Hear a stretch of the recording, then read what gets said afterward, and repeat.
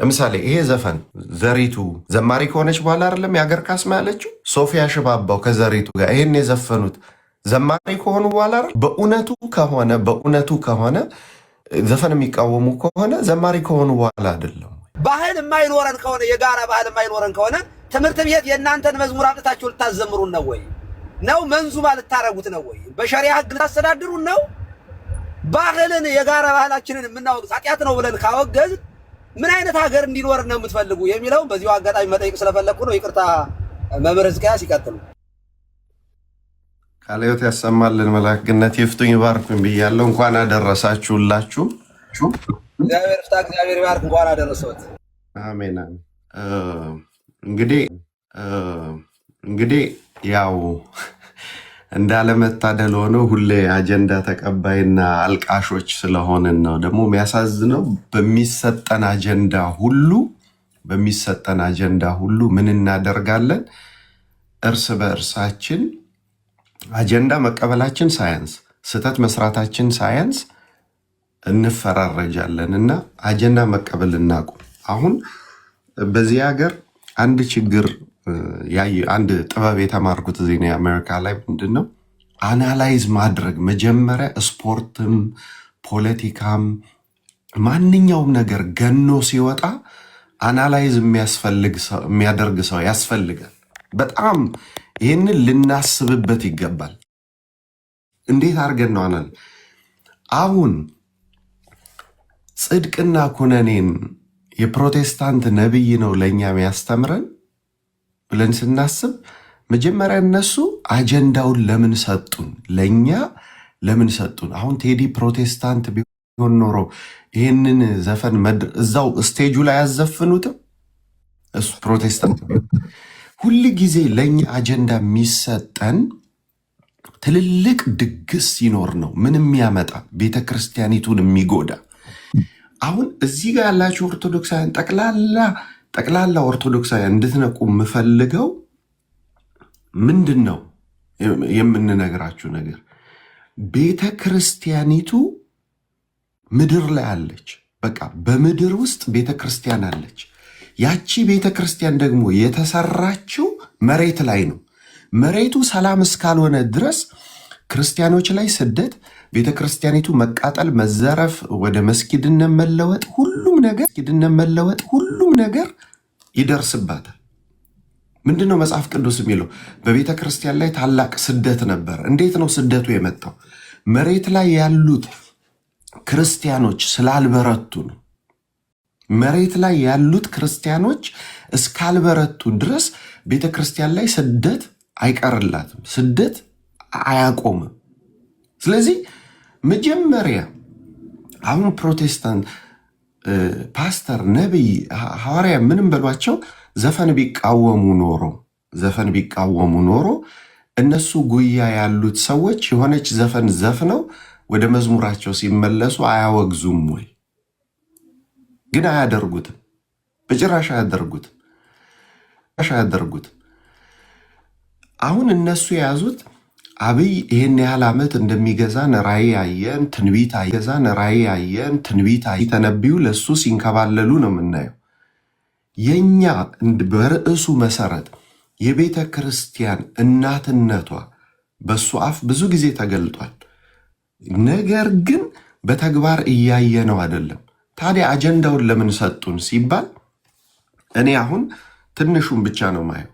ለምሳሌ አዲስ አበባ ውስጥ ምን ተጀምሯል? ታሪክ ወደኋላ መመርመር አለብን። አሊ አብዶ መልአከ ገነት ምናልባት በዛ ጊዜ አዲስ አበባ ሊሆኑ ይችላሉ። እነ ዳዊትና እነ ናቴ እንኳን ገና የተወለዱም አይመስለኝም። አሊ አብዶ የአዲስ አበባ መስተዳድር በነበረበት ጊዜ አጀንዳ ተሰጠን። ምን አይነት አጀንዳ? የሆነች አጀንዳ ተሰጠን። የጥምቀት ማክበሪያ ቦታዎቻችንን ነጠቁን። ከነጠቁን በኋላ እኛ አየር ጤና ኪዳነ ምሕረት ተሰብስበን ስናለቅስ እነ ብፁዕ አቡነ ኤጲፋኒዎስ ምናምን ተሰብስበው ሲያለቅስ በአንድ ጀንበር ሌላ አካባቢ ላይ በቆርቆሮ ወደ 500 መስጊዶች ተሰሩ። በአንድ ጀንበር። አሁን ደግሞ አብይ ከመጣ ደግሞ አብይ ከመጣ ደግሞ ቤተ ክርስቲያንን በልማት ሰበብ ምን እየተጀመረ ከደብሩ መለየት እነ ግቢ ገብርኤል አሁን ሌሎቹም ይቀጥላሉ። ምዕመናኑ በልማት ሰበብ ከአካባቢው ላይ ተነሱ። ቤተ ክርስቲያን እድል ተሰጥቷታል። በይ ሀገሪቱን ወይም ይሄን ግቢ ገብርኤልን በአታን አካባቢ ከተማው በሚፈልገው ስታንዳርድ አልሚ፣ ምዕመናኖችሽ አይበተኑ፣ ወይንም ደግሞ አካባቢውን ውሰጂና አልሚው ተብላ እድል ተሰጥቷታል? አልተሰጣትም። ነገር ግን ምን ተደረገ? ምዕመናንን አባረርና ቤተ ክርስቲያኑ አስቀዳሽ የሌለው ባዶ ህንፃ እንዲሆን አደረጉ። በተመሳሳይ ደግሞ ፓስተሮችና ነቢያቶች መሬት እያገኙ ነው። ምን የሚሰሩበት? አዳራሽ የሚያገኙበት፣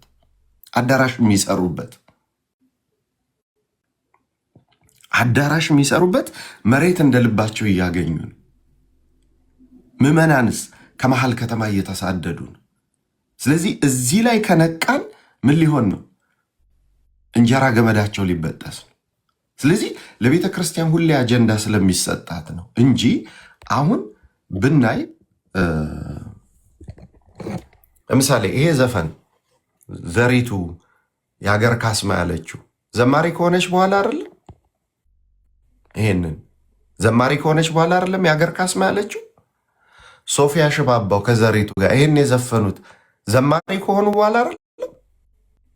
በእውነቱ ከሆነ ዘፈን የሚቃወሙ ከሆነ ዘማሪ ከሆኑ በኋላ አይደለም ነው። ግን ነው የሚለው ምንድን ነው የሚለው? ወንድና ሴት አድርጎ ፈጠራቸው። ከፈጠራቸው በኋላ ባረካቸው። የባረካቸውን ሰዎች ምን አላቸው? ብዙ ተባዙ፣ ምድርን ሙሏት፣ ግዟትም አላለም? ክርስቲያኖች ምድርን ካልገዟት ምንድን ነው የሚሆነው? ዓለሙ አሜሪካን አሁን ሃይማኖት ያላቸው እነዛ እግዚአብሔርን የሚፈሩ ቤተክርስቲያን ባወቁት ሉተራንም ይሁን ምን ቤተክርስቲያን የሰሩት ሽማግሌዎች ሲለቁ ሱፕሪም ኮርቱ የሚሰበሰበው ለኢንዲቪጁዋል ነው። እከሌ ጌ ነው፣ እከሌ ሌዝቢያን ነው፣ እከሌ እንትን ነው፣ ባዝሩም የት ይጠቀም፣ ትራንስጀንደር ነው። ወደ አማርኛ ቀጥለው እንትን እንዳይዘጋበህ እነዚህ ተመሳሳይ ጾታዎች መጽሐፍ የሚለው ለሰው የማይቻል ለእግዚአብሔር ይቻለዋል ነው። ሰው የሚችለውን አድርገናል ወይ? ቴዲ ነበረ ይሄንን? የእኛ ዘማሪዎች አልነበሩ ይሄንን መናገር የነበረባቸው? በንስሐ ያድርጉት አቤቱ ብለው ከህዝቡ ጋር አልቅሶ ማስለቀስ ህዝቡ ንስሐ እንዲገባ ይሄንን የእኛ ዘማሪዎች መሆን አልነበረባቸው? ሼክ ያልነበርም፣ ፓስተር አልነበርም፣ ጳጳስ እኛ አልነበርም ይሄን መናገር ያለብን? ይሄን መጮ ያለብን እኛ አልነበረን ወይ? ስለዚህ የእኛ ስራ ነው የተሰራው። ስለዚህ ከዚህ በኋላ ያላችሁ ክርስቲያኖች እውነት ከልብ ክርስቲያን ከሆናችሁ መጀመሪያ ከሚያዝነው ጋር እንዘን፣ ከተፈናቀለው ጋር እንተባበር፣ ከሚሞተው ጋር አሩሲ አንድ ጳጳስ ለቅሶ ደርሷቸዋል። አንድ የቤተ ክህነት ሰው ለቅሶ ደርሷል። እግዚአብሔር ያጥናችሁ ብሏቸዋል። በመንግስት ሳምባ ስለምንተነፍስ በተለይ ይሄ ክልል ከተፈጠረ በኋላ የተወለዳችሁ ሰዎች በመድኃኔዓለም የሀገር ፍቅር የሌላችሁ፣ የወገን ፍቅር የሌላችሁ፣ የቤተ ክርስቲያን ፍቅር የሌላችሁ፣ ሁሉን ነገር በክልል በወንዝ ሰርክል አድርጋችሁ የምታዩ ሰዎች እንደገና ትምህርት ያስፈልጋችሁ። እንደገና ለምን ቤተ ክርስቲያን እናት ናት ስንል እናት እንኳን ወልዳ ለእንጀራ ልጆቿ ደግናት ደግናት። ስለዚህ የተባረኩት መግዛት ካልቻሉ ያልተባረኩት ስልጣን ላይ በወጡ ቁጥር እቺ ሀገር እንድትጠፋ ነው የሚፈለገው።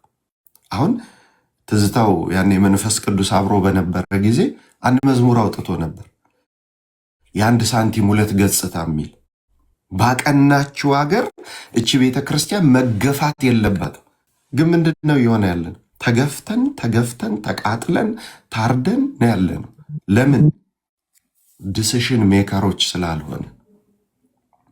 ክርስቶስን የካደ ስጋው ደግሞ የካደ ጥምቀትን የካደ ወንጌልን እንደፈለገ የሚሸቃቀጥ ሰው ለእኛ ጽድቅና ኩነኔ አጀንዳ ነው የሰጡን። ስለዚህ አጀንዳ ተቀብለን ከማራገብ ይልቅ ቤተ ክርስቲያኒቱ ዲሲሽን ሜከር እንድትሆን እናድርግ። ምን እንድትሆን እናድርግ? ዲሲሽን ሜከር ዲሲሽን ውስጥ ተቀመጥ። ዮሐንስ እኮ ቤተ መንግስት ገብቶ ነው ይሄን ልታደርግ አትችልም ብሎ ኃጢአትን የተቃወሙ አንገቱ እስኪቆረጥ። ቴዲ ከሀገር ወጥቶ መኖር ይችላል። ሀብቱን ይዞ አርፎ መቀመጥ ይችላል። ዳሌ እናንተን ብሎ ማለት ይችላል። ግን ምንድን ነው ያደረገው? እኛ ያልሰራነውን እሱ ሰራው። ታዲያ ጴንጤዎች ምን አደረጉ? አጀንዳውን አዞሩና ኦርቶዶክስ ናት አሉ። እኛ ደግሞ እሱን ተቀበልንና ጮህንላቸው። ጀዋር መሐመድ ያለውን አልሰማችሁ? መንግስት አላስተዋለም እንጂ ቴዲ ሳይከፍል ማስታወቂያ ሰራለታል። እኛም የጴንጤዎችን አጀንዳ ተቀብለን እነሱ የሚፈልጉትን ስናራግቧለን። ማንም ዘፈን የደገፈ የለም። አሁንም ቤተ ክርስቲያን እናት ሆና እንድትቀጥል ከተፈለገ ምን ውስጥ እንግባ? ምን ውስጥ እንግባ? ዲሲሽን ሜከር ቦታ ውስጥ እንግባ፣ እዛ ውስጥ እንግባ። አለበለዚያ አዲስ አበባ ላይ የተጀመረው ምዕመናንና ደብርም መለያየት ይቀጥላል። ምዕመናንና ደብሩ ከዛ ምዕመናኑና ደብሩ ተለያይተው ሲያበቁ ወይ ሙዚየም ይሆናል ወይ ደግሞ እንደ አሕዛብ ሀገር አንስተው ሆቴል ያረጉታል ወይ ደግሞ መስጊድ ያረጉታል ወይ አዳራሽ ያረጉታል። እኛ ተኝተን ነው ይሄ እየሆነ ያለው። ስለዚህ የተሰጠን አጀንዳ ነው እንጂ የጽድቅና የኩነኔ ነገር አይደለም። አንድ ሃይማኖት ውስጥ ያለ ሰው ሀገርና ቤተክርስቲያንን ለይቶ ካየ እሱ ምንም እምነት የለው። ምክንያቱም ቤተክርስቲያኑ ያለችው መሬት ላይ ነው፣ መሬት ላይ ነው፣ ሰማይ ላይ አይደለችም። ያችኛዋ ሀገራችን በሰማይ ሌላ ነገር ነው። ስለዚህ ቤተክርስቲያን እናት ከሆነች አራት ነገር ያስፈልጋል። አንደኛ ልጆቿ መቀመጥ አለባቸው። ምን ላይ? ስልጣን ላይ። ለምን? የተከበሩ የታፈሩ ክቡር ይቅር ይበል። ምናልባት የመጨረሻ ሀሳብ ካለ እሱን በልና ከዛ በኋላ እኔም ብዙ ሰዓት ቁጭ አልኩ። እውነቱን ለመናገር እንደዚህ ቆያለሁ ብዬ አላሰብኩም ነበር። ለቀልድ ነው። እኔ እንደዚህ ለቀልድ ብቻም አይደለም፣ ለእውነትም መሆን አለበት። ከበሬት ስላልተለጠፈ የድካም መንገድ ስለሆነ ሰው ቴንኪዩ። በመጀመሪያ አቋሜ ቅድም ያነሳው ነው። በመንግስትና በፖለቲካና ቤተክርስቲያን ረገድ ያው ነው። እሱን አልደግመውም። ቤተክርስቲያን ነች፣ ፖለቲካ ነው። ቤተክርስቲያን ከፖለቲካ ነፃ መሆን አትችልም። ፖለቲከኞችም ከቤተክርስቲያን ነፃ መሆን አይችሉም። ምክንያቱም ከቤተክርስቲያን ከልዩ ልዩ ቤተ እምነት የሚወጡ ሰዎች ናቸው ፖለቲካ ላይ ያሉ። ሴም ታይም ደግሞ ጭቆናውም ግፉ ምኑም አላግባብ የሆነ መንግስት ሲመጣም ቤተክርስቲያንን ተጽዕኖ ስለሚፈጥርባት መናገር አለባት ባይነኝ። ግን እንዴት ትናገር የሚለው ሰፊ እሱ ውስጥ ብዙ ያልገባው ለዛ ነው። አሁን ግን መጨረሻ ላይ የማነሳው አንድ ሀሳብና አንድ ጥያቄ ነው። ማንም እዚህ ላይ ያለ ወገን እሱ ላይ ጥያቄ ላይ ሀሳብ ቢሰጥ ስለምደግፍ አንዱ ሀሳቤ ቅድምም ሲነሳ የነበረ መጀመሪያ ስገባ የነበረ ሀሳብ ላይ አንድ የተንጠለጠላለ እሱም ባህል ዜግነትና ባህል ሀገራችን በሰማይ ነው የሚሉ ሰዎች መጽሐፍ ቅዱሳዊ መሰረት አላቸው፣ ግን ከዚህ ሀገር ደግሞ አልወጡም። እኔ ሀገሬ በሰማይ ነው ብዬ ማምን ክርስቲያን ነኝ፣ ኢትዮጵያዊም ነኝ ደግሞ አልሴም ታይም። ምክንያቱም አሁን መታወቂያ አለኝ፣ ፓስፖርት አለኝ፣ እንደማንም ዜጋ የምኖርበት የራሴ የሆነ ህይወት አለኝ። ይሄ ህይወት ደግሞ በዚህ መንግስት ቁጥጥር ስር ነው። ግብሩም የሚከፍለው ለሱ ነው። ሁሉ ነገር ተገዥነቴ ለዚህ መንግስት ነው። ደግሞም ይቺ ሀገር የኔ ሀገር አይደለችም የሚል ነገር ፈጽሞ መጽሐፍ ቅዱሳዊም መሰረት የሌለውና በባለ አእምሮ ደረጃ እንኳን ካየ ነው የምንኖርባት ሀገር የኛ ሀገር ነች። አሁን ከዚህ ሀገር ያልሆንኩት ኬልሆን ምክንያቱም እግዚአብሔር አዳነን። ሲያድነን በዚህ ሀገር ውስጥ ነው ያለን። ከዓለም አውጣቸው ብዬ አለምንም፣ ግን በዓለም ሳሉ ከክፉ ጠብቃቸው ብዬ ለምናለው ነው። በዓለም ያለው ከክፉ እንድጠበቅ የታዘዝኩት በሀገር በድንበር የሚያምን አምላክ ስላለ ነው። ምክንያቱም ለመኖራቸው ለሰው ልጆች የምድር ዳርቻን ያበጀ አምላክ ስለሆነ ሰው ይሄንን እንደዚህ የሀገር ጉዳይ አያገባኝም።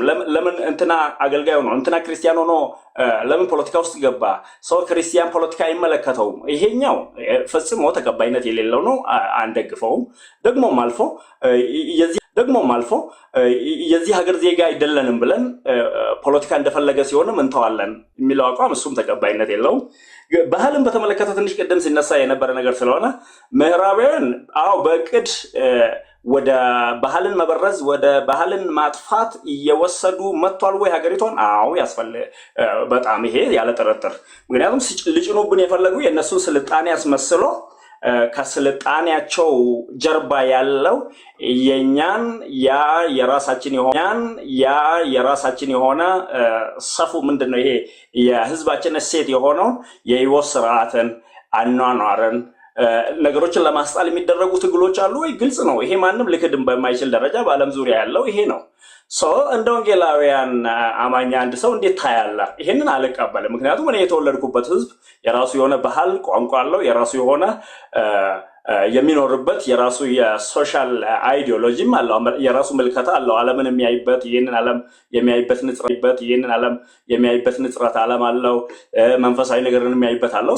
ከዚህ ውስጥ አውጥቶኝ ፈረንጅ ሆነ ነው ክርስቶስን የምትከተለው የሚለው አቋም አሁን እያራመዱ ያሉ አይነት ተልእኮ ከጀርባው ሌላ ነገር ያለ እንጂ እኔ የምደግፈው አይደለም ፈጽሞ። ባህልን በተመለከተ ቅድም ሲነሳ ስለነበረ ነው። ቤተክርስቲያን ባህል ጠል አይደለችም። እኛ ያለንበት ቤተክርስቲያን ከባህል የተገኘች አይደለም፣ ግን በባህል ውስጥ የምትኖር ነች። ባህል ውስጥ ስንኖር የምን አይነት ባህል ነው እኛ የምንከተለው? ባህሎች የሚዋጁ ደግሞ የሚተውም አሉ። አብዛኛው ጎጂ ያልሆነ ለሰው ልጅ የሚጠቅም ባህል ለምሳሌ የዝማሬ አይነትን፣ የአለባበስን፣ የአኗኗርን ባህል ቤተክርስቲያን ውስጥ ብናንጸባርቅ መጽሐፍ ቅዱስን እስካልተቃረነ ስህተት ነው ብዬ አላምንም።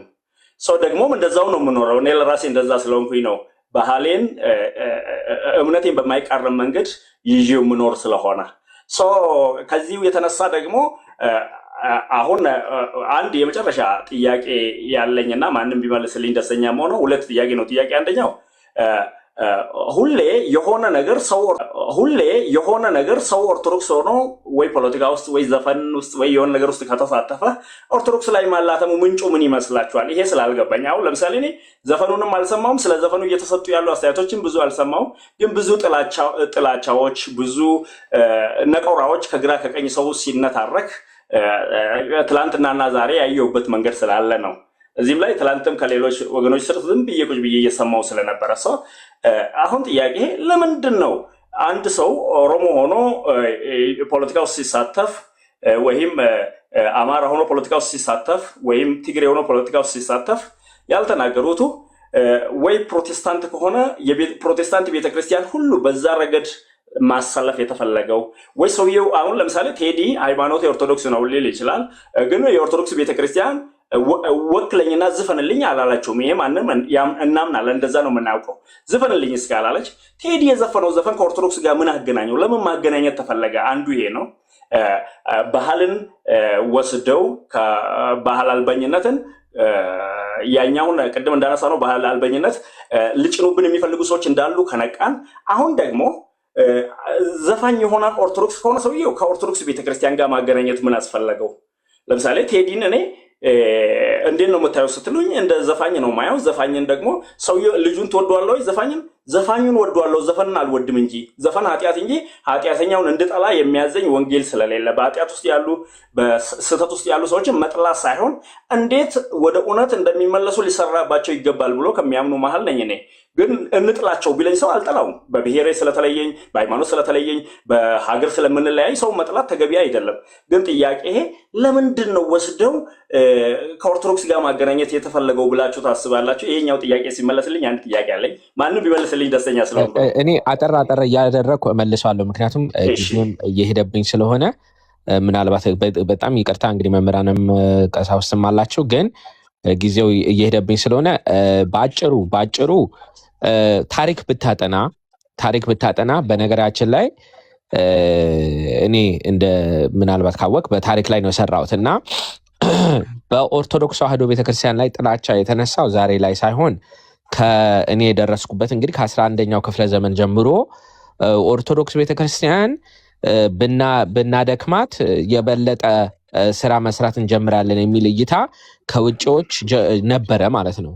በግብጽም ላይ ነበረ፣ በተለያየ ላይ ነበረ። ለምንድን ነው ስንል ኦርቶዶክስ ቤተክርስቲያን በጊዜው ህዝቡን ይዛ ነበረ። ለምሳሌ ጣሊያን በመጣችበት ጊዜ ብዙ የሚጠቀሰው ይሄ ስለሆነ በደንብ ብትመለከት በአንዴ ቤተክርስቲያን ሁሉንም ሰብስባ ጣሊያንን አሸነፈች ማለት ነው።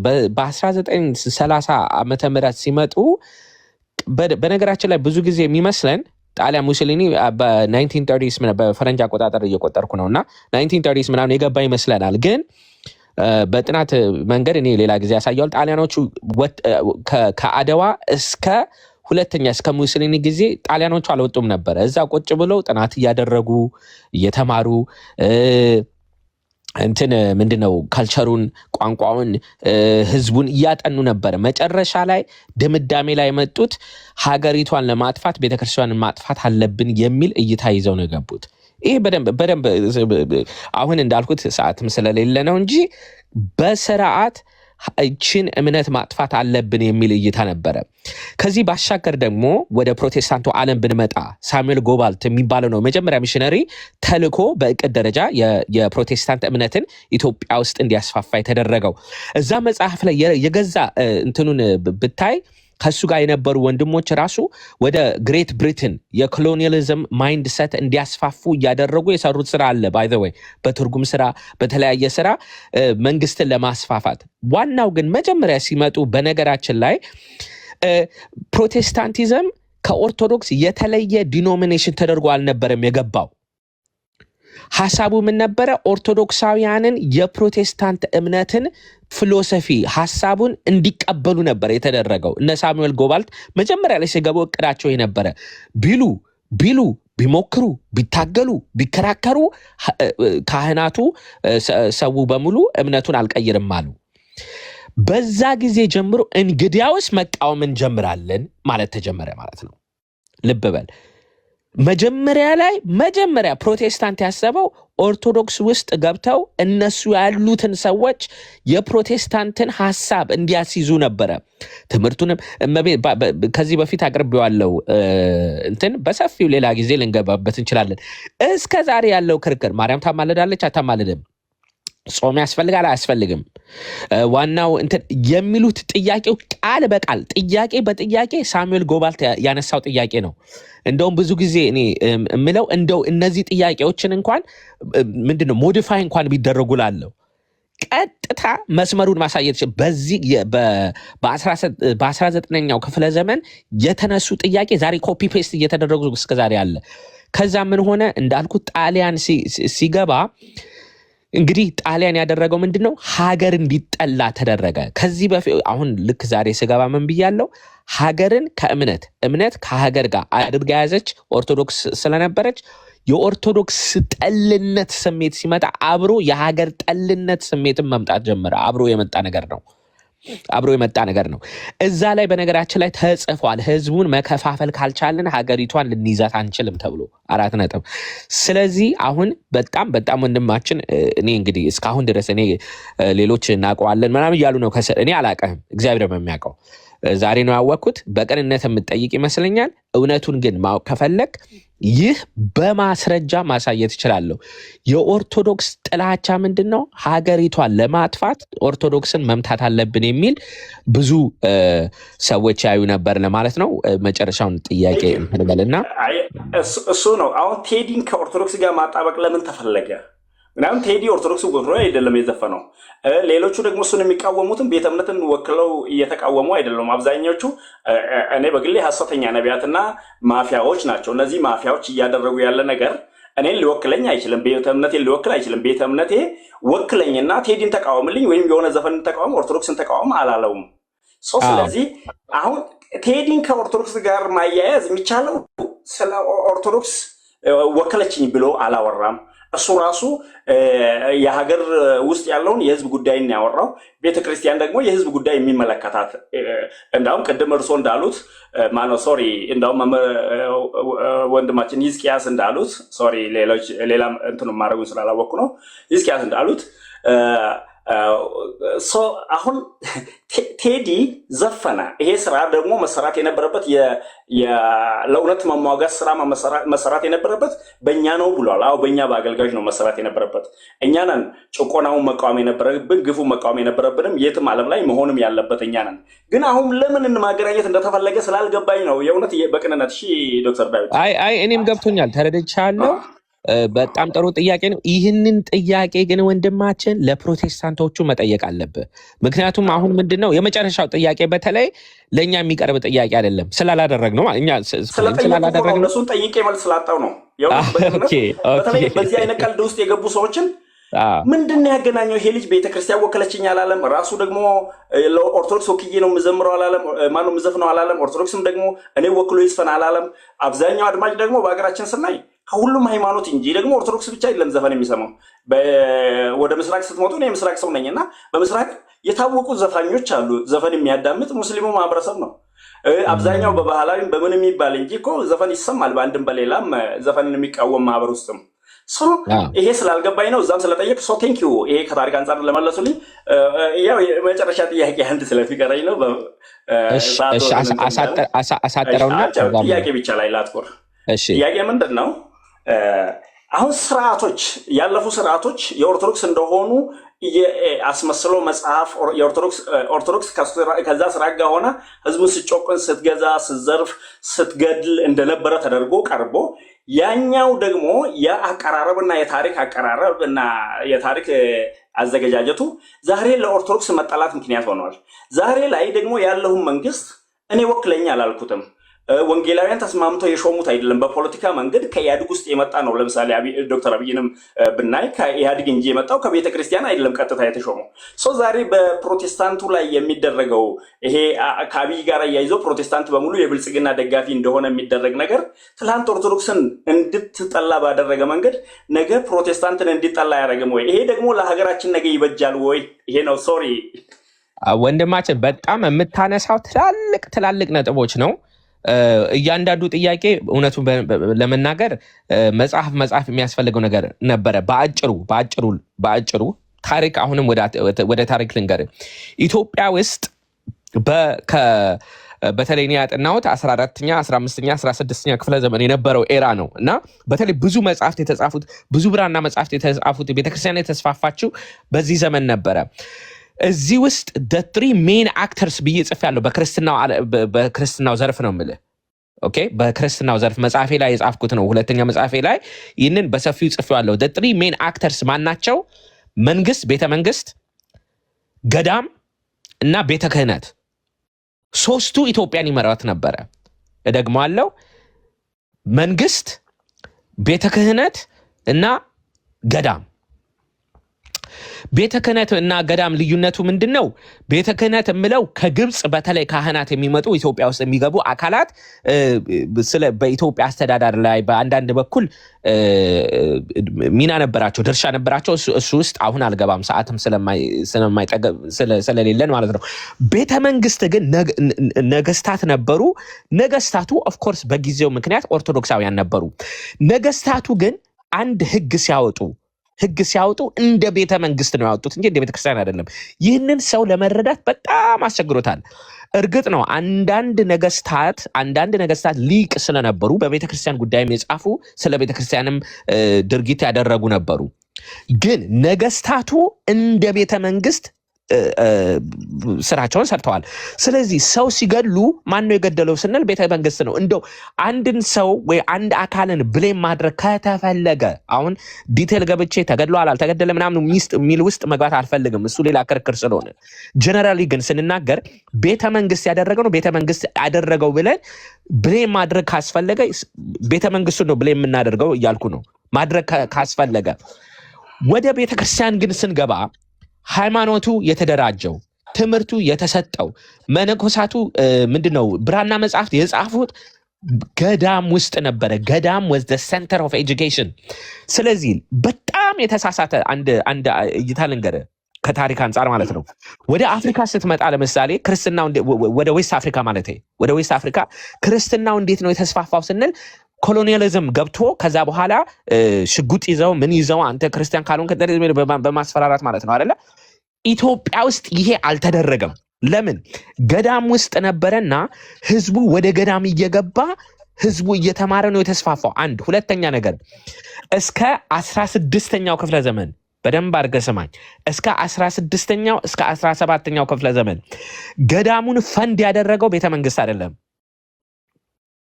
እደግመዋለሁ፣ ገዳሙን ፈንድ ያደረገው ቤተ መንግስት አይደለም። ታዲያ እንዴት ነው ፈንዲንግ የሚመጣው? ከህዝቡ። ህዝቡ ገዳሙን እንፈልገዋለን፣ ይሄ ገዳም የኛ ገዳም ነው እያለ ለዛ ገዳም የሚያስፈልገውን ምግብ፣ ገንዘብ፣ መሬት እየሰጠ ያሳደገው ህዝቡ ነው፣ መንግስት አይደለም። የዚህ ማስረጃ ካልከኝ ገዳማውያን በተለያየ ጊዜ መጥተው መንግስት ጋር ይከራከሩ ነበር፣ ከነገስታቱ ጋር ይከራከሩ፣ አንተ የምትሰራው ስራ ትክክል አይደለም እያሉ እስከሚታሰሩ ድረስ እስከሚገደሉ ድረስ። በነገራችን ላይ በመግደል ደረጃ ከተነሳ በቤተ መንግስት ጊዜ ለምሳሌ ዘርዓ ያዕቆብ ብዙ ጊዜ ይነሳል አይደለ? በታሪክ ግን ዝም ብለህ ብታየው ዘርዓ ያዕቆብ ኦርቶዶክሳውያንን የገደለው ከሌሎች ከገደለው በጣም ይበዛል።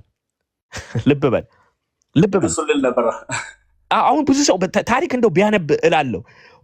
ዘርዓ ያዕቆብ ኦርቶዶክሳውያንን የገደለው ምክንያቱም ይህን ህግ አውጥቶ ስርዓት አውጥቶ ይህንን ካልተከተላቸው ወየውላቸው እያለ የገደለው የጨፈጨፈው ከሌላው ህዝብ ጋር ቢቆጠር የኦርቶዶክሱ ይብሳል። እኛ ግን አሁንም ንጉሳችን ነው ብለን ለምን? ቤተክርስቲያን ቀብታ ስለሾመችው ማለት ነው።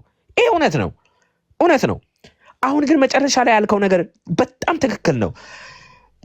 አሁን ሌሎችም ነገስታት ይሁኑ እምነታቸው ኦርቶዶክስ ሆኖ የተለየ ነገር በቃ ደስ የማይል ነገር አደረጉ እንኳን ብንል እና ኦርቶዶክስን የምንሳደብ ከሆነ ዛሬ ዶክተር አብይ አህመድ ፕሮቴስታንት ስለሆነ ፕሮቴስታንት እየገደለን ነው ብለን ኦርቶዶክሳውያን መናገር አለበት? ኖ ዌይ፣ ኖ ዌይ። ትክክልም አይደለም። እውነቱን ለመናገር ምንድነው የምንለው? ይሄ ሰው ባለው ቤተ መንግስት ግን እንደዚህ ክፋት እየሰራ ነው ብለን ቤተ መንግስቱን እሱ ደግሞ እንደ መሪ የምንቃወመው ነገር እንቃወማለን ማለት ነው። ትግራይ ይሁን ኦሮሞ ይሁን አማራ ይሁን ምን ይሁን ጉዳያችን አይደለም፣ እንደ ክርስቲያን ማለት ነው፣ እንደ ክርስቲያን ማለት ነው። ግን ምንድነው ሰው ሲገደል ኦርቶዶክስም ይሁን እስላምም ይሁን ጴንጤም እሱ አይደለም ጉዳያችን። እኛ ሀገር መሪ ነው እስካልን ድረስ እዛ ጋር ቁጭ ያለው ሰው ለሀገር የሚበጅ ነገር እያደረገ ነው ወይ? ይህንን ስንናገር ባይ ዘ ወይ ኦርቶዶክሳዊ ሆንን ማንም ሆንን የራሴን ብቻ በቃ አሁን ለምሳሌ ኦርቶዶክስ ሆኜ ነገ የኦርቶዶክስ መሪ ቁጭ ብሎ ማለት ነው እዛ ቦታ ላይ ጴንጤን ቢገድል ቢጨፈጨፍ መናገር አለብኝ፣ መናገር አለ። ኦርቶዶክስን ገንዘብ እየሰጠ ሽሩሩ እያለ ኦርቶዶክስ ነውና ከዛ በኋላ ወንድሜ ሲገደል ዝም ልል ነው? አልልም። ለምን? እዛ ላይ ቁጭ ያለው የሀገር መሪ እስከሆነ እንደ ሀገር ሁሉንም ማሰብ አለበት። ይሄ ነው እውነታው። ዛሬ እንደው እውነታችን በእውነት ዛሬ የምትናገረው ትላልቅ ነገር ነው። ግን ይሄ ወንድሞችም አብረው ቢቆሙ ኦኬ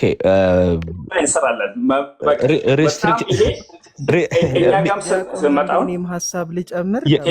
የሚገርማችሁ ነገር ይኸውላችሁ ወደ አንድነት ወደ ምናምን ስናገር ሪስትሪክሽን መጣብኝ። አይገርምም ወይ? አይወድም እኮ ታሪኩ። አሁን ወደ መካከለኛ የሚያደርገንና ነገ የተዋጀ ትውልድን ወደ መፍጠር ሀሳብ ስመጣ እንደዛ ናቸው። ወይ ታምር። እሺ ልቀጥል ዲያቆን ከተሰማው ምናልባት አጠር እያደረጋችሁ እንትን በሉና። እሺ ያው እንትን ነው እኮ ላይክ እያንዳንዱ ሀገር ላይ አንዲት ሀገር የምትሰራበት ማህበረሰባዊ ፍልስፍናና እንደዚሁም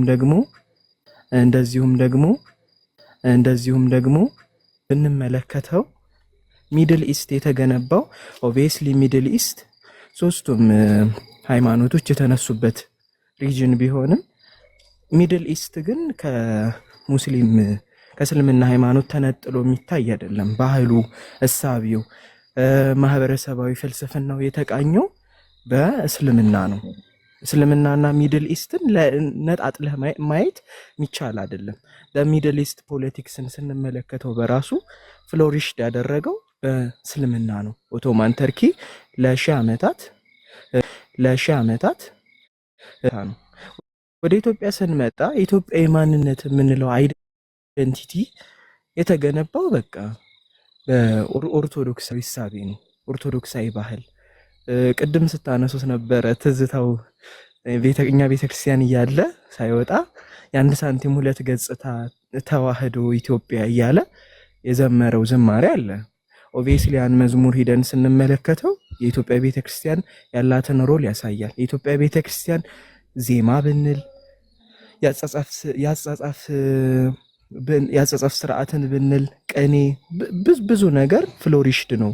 የኢትዮጵያ ቤተክርስቲያን አይደንቲቲያችንን ገንብተዋለች።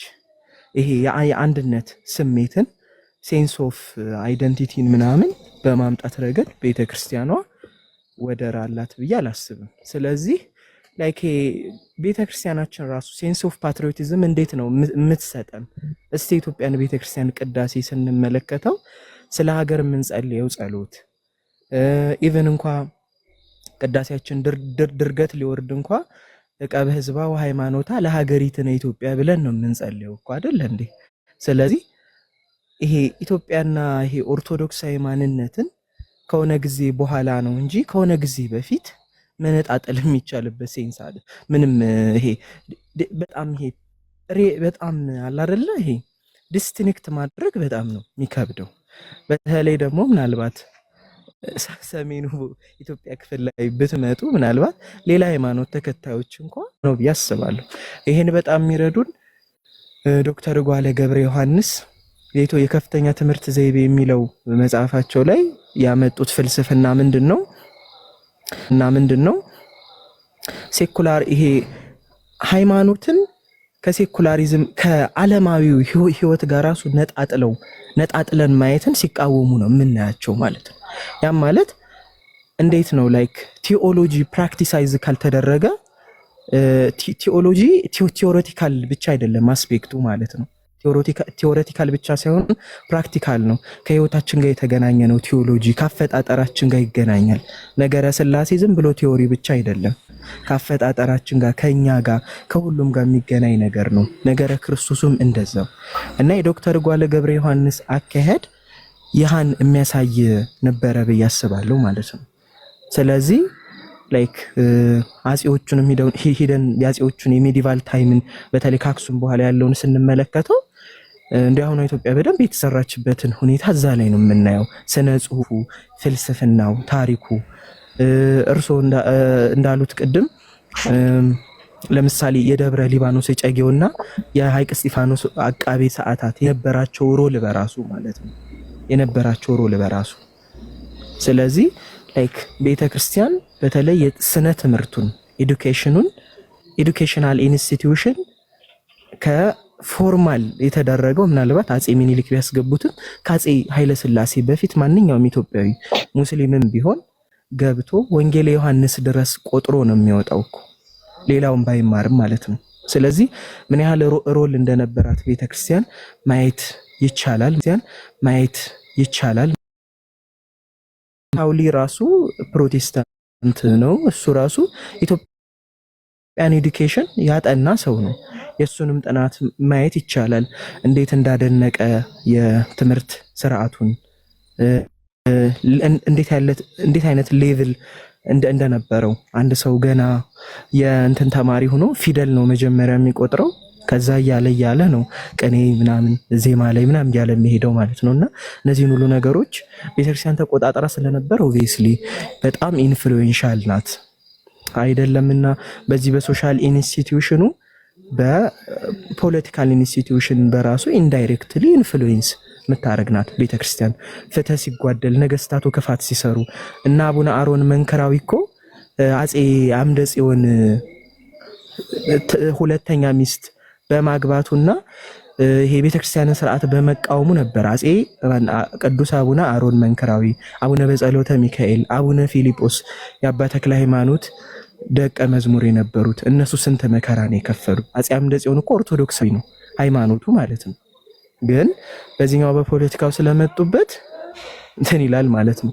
ፍትህን ሲያጓድሉ ነገስታቱ የምትወቅስበት መንገድ በልጆቿ በኩል ኢቭን ከግብጽ የሚመጡት ጳጳሳት በእነሱም በኩል እንደ አቡነ ማርቆስ ያሉት እና አጼ ሱስንዮስን ፊት ለፊት ሲቃወሙት እና አይተናል እኮ እነ ቅድስት ወለተ ጴጥሮስ ብዙ አናወራላትም። ኢትዮጵያዊቷ ጻድቅ ቅድስት ወለተ ጴጥሮስ በ17ኛው ክፍለ ዘመን የነበራት ሮል ዝም ብሎ ሮል አይደለም። አጼ ሱስንዮስ ፊት ለፊት ሴቱና ኦርቶዶክሳዊን ትምህርት ለዚህም ደግሞ ፍትህን ሲያጓድል አጼ ሱስንዮስ ዝም የምትል አልነበረችም። ለዛውም የመስፍን ሚስትም ናት፣ ልዑላዊ ቤተሰብ ናት እና ይሄ ሁሉ ሮል ነበረ። ስለዚህ ቤተክርስቲያን ከዚህ ስለማትነጠል አንድ ሰው ፓትሪዮቲክ ሲሆን በቃ ኦርቶዶክስ የቤተክርስቲያኒቱ መወቀሷ የማይቀር ነው። ሰው የጥንቱን ሲያወድስ ለምሳሌ አሁን አጼዎቹ እንደዚህ ብዬ ብናገር ኦርቶዶክስ ስለሆነ እንደዛ አይደለም። የሆነ ቤተክርስቲያን ምሰጠን ሴንስ አለ። ደን ደግሞ አገራችን ከአጼዎቹ ጋር አይደለም ያቆመችው፣ አሁንም እየቀጠለች ነው። ክሪቲሳይዝ የምናረገው የምናስተካክለው የምንለውም ነገር ይኖራል። ግን ስቲል የቤተክርስቲያን ሮል ስላለ ነው ምንጊዜም ቤተክርስቲያን በዚህ የምትለው ብዬ አስባለሁ። አመሰግናለሁ ዲያቆን። በጣም እናመሰግናለን። እግዚአብሔር ይስጥልኝ። ወንድማችንን ፋሎ ያላደረጋችሁት ፋሎ አድርጉት። በጣም እንደምታዩት ብዙ ታሪክን ያነበበ ወንድማችን ነው። ወንድማችን ያሬዶ እንኳን ደህና መጣ። መጨረሻ ላይ ነው ግን የመጣኸው። ምናልባት እንደው ባጭር በኩሉ አይናገሩም። የአሁኑ ጥያቄ ላይ መልስ ትንሽ ይናገሩ መጨረሻ ላይ ስለሚያሳርጉ ብዬ ነው እንዳልኩት። ሰዓት በጣም ሄሮብኛልና ያሬዶም ምናልባት የምትጨምረው ነገር ካለ እሺ። ልሰናበት እኔ ለወርድ ስለሆነ ያሬዶ ይቅርታ ለወጣ ስለሆነ ነው፣ ሰዓት ስለደረሰብኝ ነው። ጥሩ ውይይት ነው ዶክተር እግዚአብሔር ይስጥልን፣ እናመሰግናለን። ያሬዶ ሰላም ብያለሁኝ። እኔ አሁን አብዱል ሰላም በእውነት ያሬዶ ሚዩት አድርግልኛል፣ የሆነ ድምፅ አለ አንተ ጋር እና አይውሽ አሁን የምታወራቸው ነገሮች እኔ የምመኛቸው ነገሮች ናቸው። እንደዚህ ያሉ ጤናማ የሆኑ ሰዎች፣ በጤናማ መንገድ ማውራት የሚችሉ ሰዎች ቢመጡ በጣም የምመኘው ነገር ነው። ግን አይ ዶንት ቲንክ ሶ ፐርማነንት ሌላ ቤት ስትገባ ሌላ ልትሆን ትችላለህ ብዬ ፍርሃት አለኝ እና የሆነ ሆኖ የሚያዋጣው ግን ይሄ ነው። ይሄ እንደ ፖለቲከኞች እኛ አሁን የሃይማኖት ሰዎች በተለይ ከፖለቲከኞች ያነሰ ሮል ነው እየተጫወትን ያለ ነው። ተደባድበው ተጋለው መጨረሻ ላይ ግን ወደ ውይይት ነው የሚመጡት ፖለቲከኞች እና ጠባሳውን ግን የምናየው እዚህ እኛ ሃይማኖቱ ላይ ነው የማይለቅ በሽታ ያለው እና እኔ ስለ ሀገር ጉዳይ ስናወራ ሰፋ አድርገን ማሰብ መቻል አለብን። ለማንኛውም መጀመሪያ ለጠየቀው አንድ ነገር ለማለት ነው። የኢትዮጵያ ኦርቶዶክስ ተዋሕዶ ቤተክርስቲያን አሁን ያሉት ጠቅላይ ሚኒስቴር ጴንጤ ስለሆኑ አይ የኔ ልጅ ነው መሆን ያለበት የሚል ምንም አሳውም የላትም። ለዘመናቸው በጣም ፍትሃዊ መሆኗን ለማስረዳት ያክል እኔ ራሴ ደጋፊ ነበርኩ። ጠቅላይ ሚኒስቴሩ ገና ሳናቃቸው ቲም ለማ በሚባለው ላይ የአቶ ለማን ሀሳብ በጣም ወደው ነበር እና ጠቅላይ ሚኒስቴሩ ሲመጡ አብሬ ተጋባዥ ነበርኩ። እዚህም ሎስ አንጀለስ እንደገና የኢትዮጵያ ኦርቶዶክስ ተዋሕዶ ቤተክርስቲያን በራን ከፍታ እኮ ብዙ እድል የሰጠቻቸው የወርቅ ወንጌል የሸለመቻቸው ናቸው ጠቅላይ ሚኒስቴሩ። እንግዲህ ሃይማኖታቸውን እናውቃለን፣ ብሔራቸውን እናውቃለን። ግን የኢትዮጵያ ኦርቶዶክስ ተዋሕዶ ቤተክርስቲያን በተለይ ከብሔር ጋር ምንም የሚያገናኛት ነገር የለም። ምንም ነገር ግንኙነት የላትም። ምክንያቱም ቤተክርስቲያን የክርስቶስ አካል ናት። ከህዝብም ከአሕዛብም ከየትኛውም ነገድ ያሉ ጉባኤ የምዕመናን ስብስብ ናት ቤተክርስቲያን። በክርስቶስ ያመኑ ምዕመናን ህብረት ናት። ስለዚህ ምን ለማለት ፈልጌ ነው፣ ቤተክርስቲያን ዓላማዋም ስለሆነ ብሔር ውስጥ የማትገባው ዓላማዋ እሱ ስላልሆነ። ግን የኢትዮጵያ ኦርቶዶክስ ተዋሕዶ ቤተክርስቲያን ደግሞ ወደ እንትኑም ስንመጣ እምነቱ እንኳ የኔ ያልሆነ ሰው ለምን ብላ አልተቃወመችም። ሸልማ እንዲያው በቃ በፈገግታ ነው የተቀበላቸው ጠቅላይ ሚኒስቴሩን እያወቅን ስላለ። ስለዚህ እኔ ክሬዲት አለን፣ እውነት ለመናገር በቃ ታሪክ አለን፣ ማስረጃ አለን። እኛ ሁላችን ካህናቱ እንደው ከፓስተሮች ፊት ለፊት ቆመን ነው ለጠቅላይ ሚኒስቴሩ፣ ምክንያቱም በሚናገሩት ሐሳብ በነበራቸው ኢትዮጵያዊነት ስሜት፣ አገራዊ ስሜት ደግሞ በደልም ስለነበረ በኢህአዴግ ጊዜ እንደው ትንሽ ያ ጭቆናው ተገፎ ህዝቡ አንድ የሚሆንበት ሊመጣ ነው ብለን አስበን ስለነበረ ደግፈናቸዋል። በኋላ የባሰ ሲሆኑ ነው መቃወም የጀመርነው ማለት ነው እንጂ እኔ ደጋፊ ነበርኩኝ። በአንድ ሁለት ዓመት እየለጠፉኝ ሁሉ እግዚአብሔር ሆይ ጠብቃቸው እያልኩኝ ስጸልይላቸው ነበረ። መግደል ሲጀምሩ ግን ተቃውሚያቸዋለሁኝ። ስለዚህ ቅድም ለጠየቀው ጥያቄ እንደዚህ ያሉት ነገሮች ዛሬ ጴንጤ ስለሆነ የምንቃወም ከሆነ ነገ ኦርቶዶክስ ሲመረ ምን ሊሆን ነው የሚል ጥያቄ ስላነሳ ነው። እኛ አንተ ጠቅላይ ሚኒስቴር ብትሆን የተሻለ ፍትሃዊና ምንም አይነት አድልዎ ላለማድረግ ለራስህ ቃል ግባ። ያሬድ ወድሉን አግኝቶ ጠቅላይ ሚኒስቴር ቢሆን አይ ኦርቶዶክሳውያን የተሻለ ድል ያገኙ ይገባል፣ ጴንጤዎችን እና ሙስሊሞችን ይታባታቸው ካለ በክርስትናው አይፈቅድልንም። በእኛ ለሁሉም ሰው የመንግስትን ስልጣን ከያዝን እንደ መንግስት ነው ማስተዳደር ያለብን። ለምሳሌ በእኛ ቤተክርስቲያን ካህን ወመንግስት የነበሩ አሉ፣ ወንጉስ የነበሩ ካህናትም ስልጣነ ክህነትም የነበራቸው መንግስትም ሆነው ያስተዳደሩ አሉ። ኃጢአት አይደለም። መንግስት ሆኖ ማስተዳደር፣ ህዝብን ማስተዳደር ህዝብ የእግዚአብሔር አጀንዳ ስለሆነ በፍትሃዊነት እስካስተዳደርክ ድረስ ካልገደልክ ፍትሃዊ እስከሆንክ ድረስ ችግር የለውም። ፖለቲካ ኃጢአት አይደለም። እንደዚያ እኛ እንደውም ቀብተን ስናነግስም ነበር እኮ። ኦኬ። ስለዚህ ኃጢአት ቢሆን ኖሮ ልጃችንን ለኃጢአት አሳልፈን አንሰጠን።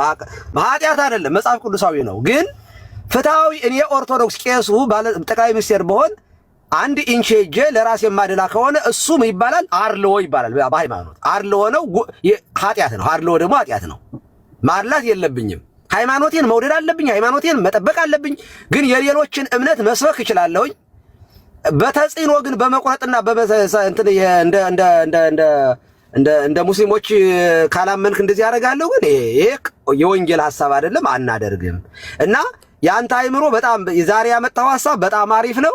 አገራችን እንድታርፍ ከተፈለገ ይሄ ነው መሆን ያለበት። የሮማን ፕሮጀስካን መጽሐፍ አንብበው፣ የባሩድ በርሜልን አንቡት ሁላችሁም። አሁን ያለው ህገ መንግስት ከዚያ ነው የተቀዳው። አሁን ያለው ጦርነት ምንጩ እዚያ ላይ ነው ያለው። ተጽፏል እኮ ነው የምላችሁ። በቃ ኢትዮጵያን በክልል ከፋፍለን ራስ ገዝ አድርገን እርስ በርሳቸው እንዲባሉ እናድርግ፣ ያን ጊዜ የፈለግነው እናረጋለን ብለው ጽፈዋል። በቃ ቃል በቃል ያሸነፉን አንድ ስለሆኑ ነው።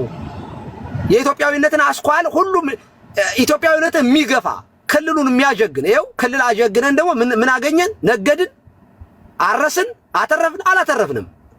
ሊሆን የሚችለው ሲጋደሉ መኖር። ማንም አያሸንፍም በዚህ ውስጥ። በነገራችን ላይ ማንም ይኸው እኔ ፋኖ የሚባል ታጣቂ እኔ በህይወቴ በታሪክ አይቻል አቅም ነበረ። አይቻል አቅም እኔ ማለት ፋኖ የሚባል አርበኛ እንጂ ታጣቂ ምናምን እኔ እንዲያው በተለይ አማራ ምናምን እያለ ራሱን ችሎ የሚታገል እኔ በታሪክ ታውቃላችሁ አልነበረም። ግን ተገፋ፣ ተገደለ፣ ተሳደደ፣ ተፈናቀለ፣ መውጫ መጥፊያ በጥፊ ቄስ እስከሚመታ ድረስ ማለት ነው። ከተማው ላይ እንዳይገባ እየተያዘ ማለት ነው። ሲደበደብ ልክ ድመትን በር ዘግተህ ስትመታት ልትዋጨህ እንደምትችለው ሁሉ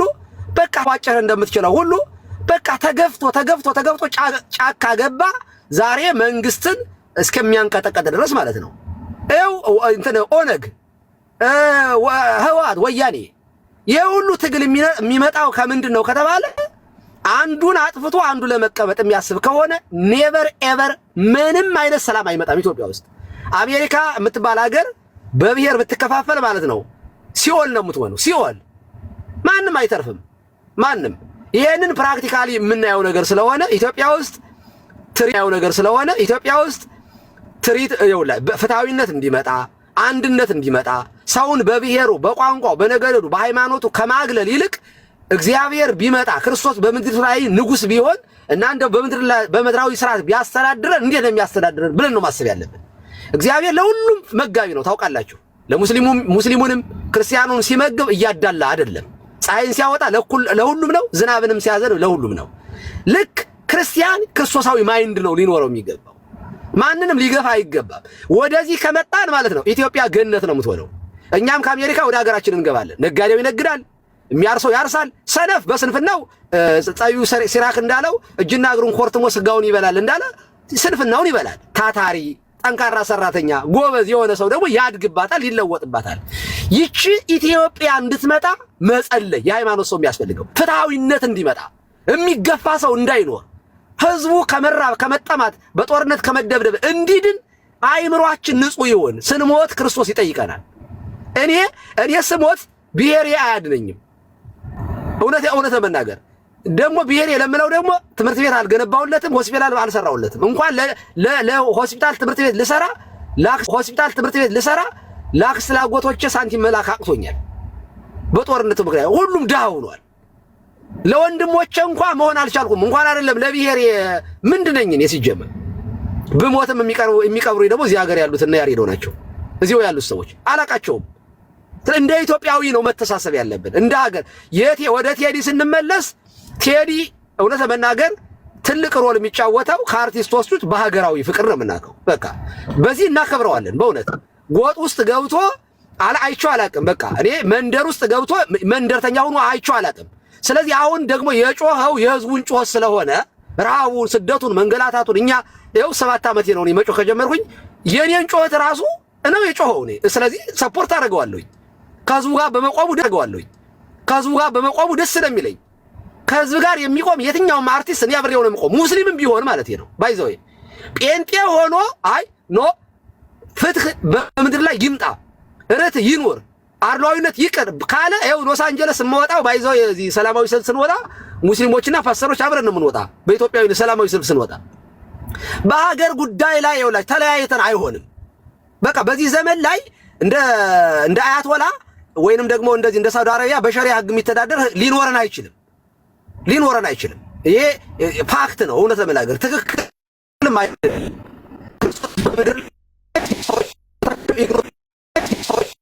ኢግኖር አላደረግንም፣ ማድረግ የለብንም። እንዲያውም ከነሱ ጋር እየዋለ እያደረ እየበላ እየጠጣ ነው ሰዎቹን ሲያድን ሲፈውስ የነበረ። እምነታቸውንም ጠይቆ አልነበረም ሲያድናቸው የነበሩት። እነዚያ የፈወሳቸው በሙሉ ሁሉ ኦርቶዶክሳውያን እኮ አልሆኑም። ያው 5000 ህዝብ እኮ ሲመግበው የነበረው እኮ የሐዋርያት ሥራ ላይ እኮ 120 ቤተሰብ ነው የምናየው። በኋላ 3000 ተጨመረ እንጂ 5000 ህዝብ ሲመግብ ያ ሁሉ ድው እየፈወሰው በክርስቶስ አምናል እንዴ? አላመነም። አንዳንዶቹ እንዲያውም ከሰቃዮቹ ነበሩ። አንዳንዶቹ ከሸጡት ይሁዳ ነው። ክርስቶስ ያውቀው የህዝቡን ልብ እያወቀ ነው። ደግሞ እሱ ሩቅ ቢሲ አይደለም ማለት የሚፈውሳቸውን ሰዎች ያውቃቸው ነበር። 10 ፈውሶ አንዱ ብቻ ተከትሎ ሲመጣ 9 ለምጻሞችስ ይላል። ያውቅ ነበር ሲፈውሳቸው እያወቀ እነ መጻጉዕን ሲፈውስ ያውቃል። ማይምረ ሕዋስ ስለሆነ አምላክ ወሰብ ስለሆነ ማለት ነው። እና የክርስቶስ ልብ ካለን ሰውን በብሔሩ፣ በቋንቋው፣ በማንነቱ ማግለል አጋንንታዊነት ነው። እየበላን ነው፣ እያጠፋን ነው። እንምንጮህ ለዚህ ነው። ሰላም እስኪ እኔ የምበላውን እንጀራ እኔ የሀገሬ ህዝብ እንዲበላ ምኞቴ ነው፣ ጸሎቴ እሱ ነው። እኔ የምለብሰውን ልብስ ግማሹን እንዲለብስ የሀገሬ ህዝብ እመኛለሁ። በእውነቱ ያ እንዲመጣ በጋራ ማውራት አለብን። እንደዚህ ያለ መድረክ ሲኖር ከዲቤት ይሄ ዝም ብሎ ከመከራከሩ ከዚያ እናንተ ስትመጡብን ስትዞሩብን አሁን ጴንጤው እውነት ለመናገር ከነ ኑኑ ኒኒና የቴዲ አፍሮ መልእክት ዘፈን የተሻለ መልእክት እንዳለው ግልጽ ነው። ጭፈራ እዚያ ቤት ያለው ጭፈራ አይታይም። በጎጃምኛ፣ በጎንደርኛ፣ በወሎኛ፣ በኦሮምኛ፣ በጉራጌኛ ይጨፈራል። ቴዲ ደግሞ ዘማሪ አይደለም። የኛ ዘማሪ አይደለም፣ ዘፋኝ ነው። የሀገር ዘፋኝ ነው። እምነቱ ከሆነ ደግሞ ሄዱና እንተና ነው ይስሙት። በዚህ አጋጣሚ ዲቤት ያደረገበትን ይሄ ሉተራን ማን ነበር? ይሄ በጣም ራስታው ሰውዬ በጣም ጎበዝ ሰውዬ ነው። ዘፈን ሙዚቃ ኃጢአት ነው አይደለም። ዘፈን ምኑ ነው ሙዚቃ የተከራከረበት ማን ነበር? ሰው ዮናስ ጎርፉን ሄዱና አድምጡት። እውነት ለመናገር የሚያነሳቸው ሐሳቦቹ በጣም ጤናማ የሆነ ሐሳብ ነው የሚያነሳው። ያቀናበረለት በዚህ አጋጣሚ ፎር ዩር ሰርፕራይዝ የቴዲ አፍሮን ዘፈን 4 ዓመት ሙሉ ያቀናበረው ጴንጤ ነው። እንታና ማን ነው? ያ ታሪኩ ያ ባለፈው ሰላም ይሻላል ያለው ጀግና እሽታጊና ነው ምናምን እሱ ጴንጤ ነው። ይሄ ቴዲ አፍሮን ያው እጋራለሁ እያለ ለጥፎ እንትን እያለ ነው። እሽታጊና እዘፍናለሁ ገና እያለ ነው። መች ተቃወማችሁት? ብዙ ጴንጤ አርቲስቶች ነበሩ። ለምሳሌ ሰሞኑን ጴንጤ ሆነ ያላችሁት አቤል ገዳም ገባቻሉ። ገዳም ሲል የነበረው ጴንጤ ነበር አይደል? ጴንጤ ነው እኮ። አሁንም ጴንጤ ዘፋኞች አሉ እንዴ። ከፍ ያለው ቱፋ ከኛ የሄደው ጴንጤ የሆነው ከፍ ያለው ቱፋ ዘፍኖ የለም። ከፍ ያለው ምንድነው? እውነት ለመናገር የአውሮፓን ዘፋኞች በሙሉ ኦርቶዶክስ ታገኛላችሁ። እንዲህ ሲጀመረ በእኛ እኮ አሜሪካ እኮ ማይኖሪቲ ነን። አውሮፓ በሙሉ ዘፋኙ ማን ነው? ያውም የዳንኪራ የዳንሱ ጴንጤ ነው። በዓለም ላይ እንዲህ ያለ የሌለበት የለም። እኛ ግን አሁንም አስምረን የምንናገረው ዘፈን ያጸድቃል፣ ዘፈን አዳምጡ ብለንም አናቅም፣ ብላም አታቅም። አርቲስቶቻችን ራሱ ብለው ያውቁ ወደ ቤተክርስቲያን ሲመጡ ግን እንዘምር ብለው አዘምራቸው እናውቃለን። መዝሙር ነው እንጂ አላዘፈናቸው። ለምሳሌ የቤተክርስቲያን ማሰሪያ ህንፃ ማሰሪያ አሰባስበው ያውቃሉ። ምኖች አርቲስቶች ምን ብለው ዘምረው የማንን መዝሙር? የኛን መዝሙር፣ የቤተክርስቲያን መዝሙር አትዘምሩ አላቸው። መቼስ አትዘምሩ፣ አታስቀድሱ፣ አትቆረቡ አይባል። እስከ ኃጢአታቸው ይመጣሉ። እኛ ንስሐ ሰጥተን በሉ፣ ሁለተኛ አትዝፈኑ፣ እንደዚህ ካለው ነገር ሩቁ፣ ከዝሙት ራቁ፣ ከጭፈራ ራቁ ብለን አስተምረን እንልካቸዋለን። መዋጀት ነው የኛ ስራ ማለት ነው። ስለዚህ ኦርቶዶክሳዊ ዘፋኝ ሲመጣ እንደው ስንት ዘፋኝ ነው እንደው ስንት ዘፈን ተዘፍሮ በዚህ ወር ውስጥ ብቻ ቴዲ ለምን ርዕስ ሆነ ብለህ ለጠየቀው ይኸውልህ ይሄ ህዝብን የሚጨፈጭፍ በብሔር ብሔረሰብ የሚከፋፍልን የመንግስትን ስርዓት የሚገለብጥ ስለሆነ ነው። በቃ ሌላ ምንም አይደለም። ታዲያ ይሄንን ገልባጭና ህዝቡን ደም በደም ያደረገ ህዝቡን እንዳይበላ እንዳይጠጣ ያደረገን ስርዓት የሚደግፉ ሐሰተኛ ፓስተሮች ዘንዷየን እባባየን አንድም ቀን እኔ ቅዱሳንና ታዩኝ ኢየሱስ ተገለጠልኝ እንደው የጌታንና ታየኋት ማቴዎስን አየሁ ሲሉ ዘንዶ ነው የሚያዩት ሁልጊዜ ዘንዶ። እኔ ይሄንን ልታስቡበት ይገባል። ዘንዶ የምታዩ ከሆነ ከዘንዶ ጋር ናችሁ ነው ያላችሁት ማለት ነው። ሰላም እግዚአብሔር ከሁላችን ጋር ሰላም ዋሉ። እሺ አባታችን በጣም እናመሰግናለን። እሺ በጣም አመሰግናለሁ። እግዚአብሔር ይስጥልኝ። ይቅርታ ሰዓት እየሄደብኝ ስለሆነ ነው እንጂ እሳቸውን እንትን ለማለት አይደለም። ያሬዶ ሐሳብን ትንሽ አጠር አንተን እንኳን እዳፈራለሁ አቁም ለማለት ስለዚህ ሐሳብን መጨረሻ ሰዓት ላይ ነው መጣው አንፎርቹኔትሊ እና ሌላም ቀን ያው እንትን ቤት ከፍተን እንወያያለን። ግን ምናልባትም ድምጽ ለማሰማት ያክል ችግር የለውም። የሚቸኩሉ ከሆነ ዲያቆን ማቆም ይቻላል። ምንም ችግር የለውም። ሁለት ነገር በለንና ከዛ በኋላ እሺ ቶሎ ሐሳብ ልስጥ። መልካም ሁላችሁንም ሰላም ብያለሁ። ክርስቶስ ተንሥአ እሙታን በአማን ተንሥአ እሙታን ብያለሁ። እሺ እኔ ሶስት ነገር ላስቀምጥ ቶሎ። አንደኛው ትናንትም ተናግሬያለሁ፣ አዝናለሁ። ዛሬም እንደዚህ ማውራታችን ያሳዝናልም ያሳፍራልም።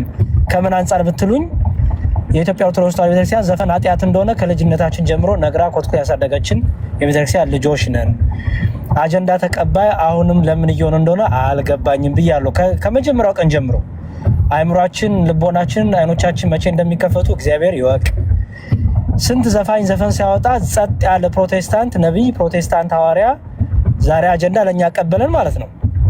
ይሄ ደግሞ በጣም እንደ አይምሮ እንዳለ ሰው ስናስበው እንዲሁም እኛን በመጠየቅ የሚገባን እንዴ የት ነበር ይሄ ሁሉ ነብይ ይሄ ሁሉ ሐዋርያ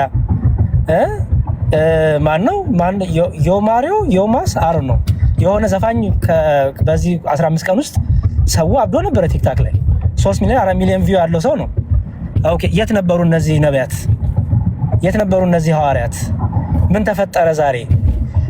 ስለዚህ ይሄን እንዴት ነው የማይገባን? እንዴት ነው ማንረዳው? እኛ እኮ ልንጠይቀን የሚገባው እኮ ፕሮቴስታንቶችን ነው። ምን ብለን የት ነበራችሁ እስካሁን? ያ ሁሉ ዘፈን ሲወጣ የት ነበራችሁ? ምንድነው የቴዎድሮስ ዘፈን? ምንድነው አዲስ ነገር? ባይ ዘ ዌይ ሁለተኛው ፖይንቴ ጋር መጣው። ሁለተኛው ፖይንቴ ደግሞ ጠቅላይ ሚኒስትር መለስ ዜናዊ ነፍሳቸውን ይማር ይሄንን ተናግረው ድጋሚ ነው የምናገረው እንድታስተውሉ ስለፈልግ በህይወት እያሉ ቴዎድሮስ ዘፍኗል፣ ተቋሟል በዘፈን። የዛን ሰዓት አንድ ፕሮቴስታንት ወጥቶ የተናገረ የለም። ዘንዶ ታየኝ፣ እባብ ታየኝ፣ አይታየኝ ያለ የለም።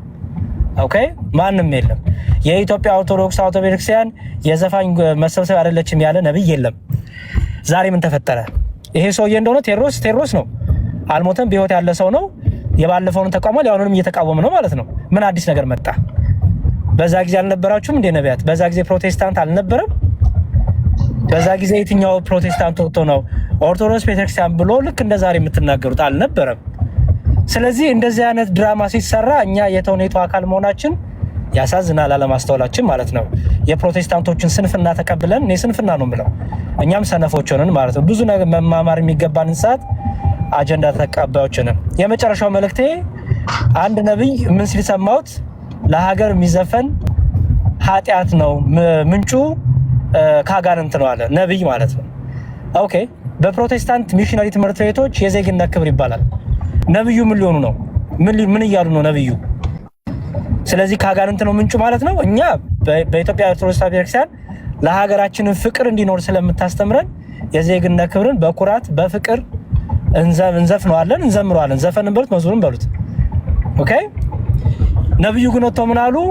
ለሀገርም እንኳን የሚዘፈን ዘፈን ቢሆን የሚዘመር መዝሙር ቢሆን ኃጢአት ነው፣ በደል ነው አሉ። እንደዛ ከሆነ እኮ እንግዲህ ወታደር የማያስፈልገንም ማለት ነው። ስለዚህ ፓስተር አንድ ወታደር ወደ ጦርነት ሲሄድ እነዚህን ወታደሮች እስቲ አነሳሱ ይባሉ ኢየሱስ አማላጅ እያሉ ሊያነሳሱ ነው። አማላጅ ኢየሱስ አማላጅ እያሉ ሊያነሳሱ ነው። ምክንያቱም በቃ ኃጢአት ነው ብለዋል። ጀግናው ተነስ የሚለው የኢትዮጵያ ባህላዊ የሆነው ዘፈንና ቀረርቶ ባህላዊ የሆነው ነው ያልኩት ኃጢአት ነው ብለዋል። ካጋንንት ኖራል እኚህ ነብይ። ስለዚህ ወታደሩ ጋር ሄደው ኢየሱስ አማላጅ ሊሉ ነው። ወታደሩ ጋር ሄደው ድብን ይበል ጠላቴ ሊሉ ነው። ኦኬ ምንድነው? እኔ እኮ አልገባኝም። ፖስት አድርጌያለሁ አይታችሁ ከሆነ ደሞዝ ጨምሩ የሚል አንድ ፕሮቴስታንት ዘማሪ አለ። አይቻለሁ። ኦኬ እሺ፣ ደሞዝ ጨምሩ የሚለውን ፕሮቴስታንት አንድ የተቃወመ የለም። እሺ ደሞዝ ጨምሩ በመዝሙር ነው ያለው። ኦኬ ለምንድነው ደብል ስታንድ? ለምንድነው ማለት አይምሮ እንዳላችሁ ማትሆኑት? ስለዚህ ፕሊዝ ልጆች ትምህርት ቤት ትልካላችሁ፣ ፕሮቴስታንቶች ልጆቻችሁ በዘፈን አይደል የሚማሩት? እሱ ኃጢአት ነው ንገሩን። ልጆቻችሁን ቤት የህፃናት ዘፈን ትከፍታላችሁ፣ ኃጢአት ነው እሱንም ካጋንንት ነው። እና አንዳንዴ እንደው ባትመጻደቁ ሪሊ በየቤታችሁ የምታረጉትን ነገር እንደው ዛሬ ለወጣችሁ ይሄን ባታረጉ ጥሩ ነው። የመጨረሻው መልእክቴ ዲያቆን ማጠቃላይ ለምንድን ነው ኦርቶዶክስ የምትነሳው በዚህ ውስጥ? ቴዎድሮስ ካሳን ወይም ሌሎችን ዘፋኝ ቢሆን እኛ ከፍለን ዝፈኑን አላልንም። ለምሳሌ ቶክቻው የሚባለው ዘፋኝም ዘማሪም የፕሮቴስታንት ሲዘምርም ሲዘፍንም እኛ ወተን ለሙሉ ወንጌል መልእክት አለን አላልንም። ለመካነ ኢየሱስ መልእክት አለን አላልንም። ዘሪቱ ሲዘፍንም ሲዘምርም እኛ ወተን ለቃለ ሕይወት ለመሰረተ ክርስቶስ መልእክት አለን ለካውንስሉ አላልንም። እንዴ ምንድነው የምታረጉት? ምክንያቱም እነዚህ ሰዎች ቸርቿ ከፍላ ዘምሩ ምንድነው ዝፈኑ እንደማትል ስለምናቅ ጨዋዎች ነን፣ ባለ አእምሮ ነን፣ እኛ አስተዋይ ነን፣ ድራማ የምንሰራ አይደለም። እንዴ እኛ ልክ ቴዲን ካሴት እንትን ብለን ስቱዲዮ ከፍለን ግጥም ዜማ ሰተን እንትን እንደሆነ ለኦርቶዶክስ ቤተክርስቲያን መልእክት አለኝ የኦርቶዶክስ ቤተክርስቲያን እንደዚህ እንዴ ይሄ እኮ በጣም አሳፋሪ ነው በጣም። እና ባለ አእምሮ ብትሆኑ ጥሩ ነው። በተረፈ ዲያቆን እኔ ጋር ፖስት ያረኳቸው 2 ቪዲዮዎች አሉ ማሳየት የሚችል ሰው እሱን አሳይቶ ፕሮቴስታንቶች እኔ አልፈልግም ነበር በዛ ደረጃ ማውረድ፣ ግን አንዳንዴ ለሰነፍ ሰው እንደ ስንፍናው ንገረው ስለሚል በዛ መልኩ ፖስት ላደርግ ተገድጃለሁ ማለት ነው እንጂ እንደ ሌሎቹ የወረደ ነገር መናገር አልፈልግም ነበር፣ ግን ግዴታ ሆነ እና ቢያሳዩአቸው ሁለቱንም ቪዲዮና እስቲ በፕሮቴስታንት ዘፈን አናቅም፣ ጭፈራ አናቅም፣ ዳንስ አናቅም ይሉናል። ይሄን እንዴት እንደሚያዩት ይሄን መጀመሪያ አሳዩአቸውና ቀጥሎ ሁለተኛውን ጨርሻለሁ። እግዚአብሔር ይስጥልኝ። ዲያቆን ሚዩት ላይ ነው ዲያቆን አይኖት መሰለኛው። እሺ መዝሙር ቴንክ ያሬዶ ያነሳውትን ሀሳብ ነው አንተ አልነበርክም መሰለኝ። ምን አገናኘውና ነው ማላተም የተፈለገው ብዬ የጠየቅኩት ነበርና ቅድም አንዱ ጥያቄ እሱ ነበርና ቴንክ ዩ አንዱ እሱ ነው። ሌላውን በቃ አሁን ሰዓታቸው ስላለቀ በሰፊው ሌላ ጊዜ እናነሳለን። እንዲሁ የሀገራችን ዕጣ ፈንታስ እንዲሁ ሃይማኖት በመፈራረጅ ነገ ትውልዱን ከኛ የባሰ ክፉ ነገርን እያወረሰ ዛሬ ይሄኛው ፕሮቴስታንት ነው እንላለን፣ ነገ የሚመጣው ሌላ ሙስሊም ከሆነ ሌላ ኦርቶዶክስ ከሆነ መጠፋፋታችን ይቀጥላል ወይስ መቆሚያ ያለው? እሱ ሁሉ ውይይት ይፈልጋል። ሶ ቴንክ ዩ ያሬዶ። ዲያቆን ሁለቱንም ቪዲዮ አሳያቸውና እንትን ሰዓት ስለሌለኝ ይችን አሳይና ከዛ በኋላ ሌላ ጊዜ ደግሞ ያኛውን እናያለን። ምናልባት ያላያችሁ እዛ ገብታችሁ እንትን እንድትሉ ነው። ይሄ በጣም የገረመኝ ይሄ ስለሆነ ነው። ስለ ሀገር ይዘፈን፣ ስለ ወንዝ ይዘፈን፣ ስለ ተራራ ይዘፈን፣ ስለ ፀሐይ ስለ ጨረቃ ይዘፈን። የዘፈን ምንጩ ቅዱስ አይደለም። ለሚያገለግል ደግሞ ደሞዝ ይኑረው ይላል። አገልጋዮች ከቸርች ጎን ቸርች መክፈት እንዳይጀምሩ ደሞዝ ጨምሩ፣ ደሞዝ ጨምሩ፣ ደሞዝ ጨምሩ፣ ደሞዝ ጨምሩ። የአገልጋይ ልጆች ቤተ ክርስቲያንን መጥላት ሳይጀምሩ ደሞዝ ጨምሩ፣ ደሞዝ ጨምሩ፣ ደሞዝ ጨምሩ፣ ደሞዝ ጨምሩ። ምስኪን አገልጋዮች ለልጆቻቸው ሆድ መኖር ሳይጀምሩ ደሞዝ ጨምሩ፣ ደሞዝ ጨምሩ፣ ደሞዝ ጨምሩ፣ ቀለብ ጨምሩ። ድንቅ ሚሽነሪ የነበሩ ሰዎች መንገድ ሳይቀይሩ ደሞዝ ጨምሩ፣ ደሞዝ ጨምሩ፣ ደሞዝ ጨምሩ፣ ቀለብ ጨምሩ። ቀዳዳ ጫማ ዲያቆን ያረጀ ኮት ለብሰን ይሄ በቃ የቀረውን ደቂቃችን ብቻ እንደ ትንሽ ያሳዩአቸው። ሁለተኛውና ባይዘው ይሄ ሰውዬ እኮ የኑሮ ሁኔታንም አብሮ ዘፍኗል። እንግዲህ እንዴት ነው ኑሮ ተወደደብኝ? እሺ እንደው ከሰማው በሌላም አካውንት የምትሰማው ከሆነ ወይም ተቀርጾ የምትሰማው ከሆነ ወደ ጴንጤ ለማላከክ የወሰድከው እናንተ ቤት ዘፈን የለም ወይ ያልከው፣ እኛ ቤት ዘፈን አለ እንዴ? የለም እኮ